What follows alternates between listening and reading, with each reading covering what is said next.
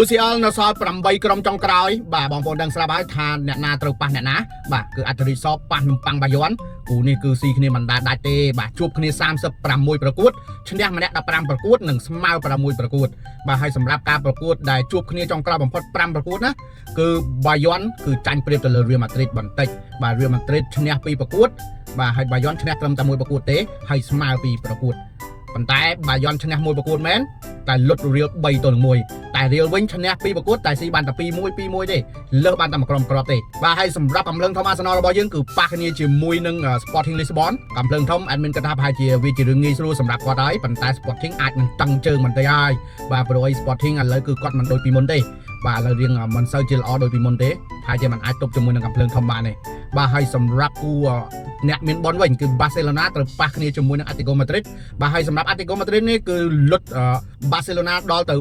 4-0កាលពីជួបគ្នានៅ Copa del Rey បាទដែលនៅក្នុងទឹកដីរបស់ Atletico Madrid បាទហើយចូលមកទឹកដី Barca វិញគឺស៊ីបានត្រឹមតែ 3-0 តែប៉ុណ្ណោះបាទធ្វើឲ្យ Barcelona ធ្លាក់នៅជុំចុងក្រោយបាទគឺវគ្គ4ក្រុមចុងក្រោយគឺ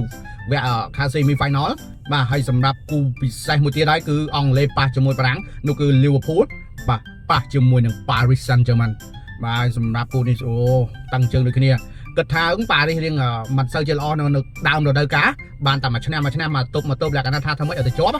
ប៉ុន្តែលើយើងមកវគ្គ16ក្រុមចុងក្រោយវិញលុត Chelsea ធ្ងន់មែនទែនជុំទី1នៅក្នុងទឹកដីរបស់ខ្លួនឯងលុត Chelsea ដល់ទៅ 5-2 ហើយជុំទី2នៅក្នុងទឹកដីរបស់ Chelsea លុត Chelsea ទៀត 3-0 Chelsea មិនអាចតដៃបានហើយឥឡូវយើងមកមើលថាប៉ះគ្នាជាមួយនឹង Liverpool តើ Liverpool អាចយកជ័យជំនះទៅលើ Paris Saint-Germain បានដែរឬក៏អត់ព្រោះ Liverpool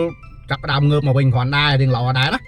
ប៉ុន្តែនៅក្នុង Premier League Liverpool ទៅឆ្ងាយមែនតើបាទក្រោម3សាយក្រហមឆ្ងាយបន្តិចហើយតែឆ្នាំក្រោយនេះ3សាយក្រហមរបស់យើងនឹងត្រូវបានចូលលេងជាមួយនឹង Champions League នឹងគេវិញម្ដងហើយបាទបន្ទាប់ពីខកខានជាច្រើនឆ្នាំឥឡូវនេះបាទ3សាយក្រហមគឺនៅស្ថិតនៅក្នុងលេខរៀងទី3នៅ Premier League គឺជាប់ជំរើសត្រូវទៅលេងនៅគេថា Champions League នៅរដូវកាលក្រោយនេះហើយបាទវីដេអូនេះដែរគឺជាការឧបត្ថម្ភដោយពី Goal ខ្មែរដែលជា page ក៏ដូចជាក្រុមសារព័ត៌មានដែលតាក់ទងជាមួយនឹងការវិភាគបាល់ទាត់ក៏ដូចជាព័ត៌មានបាល់ទាត់បាទអាចចូលទៅយកព័ត៌មានលម្អិតបានដោយ link នៅពីក្រោម profile របស់ admin បាទសូមអរគុណច្រើន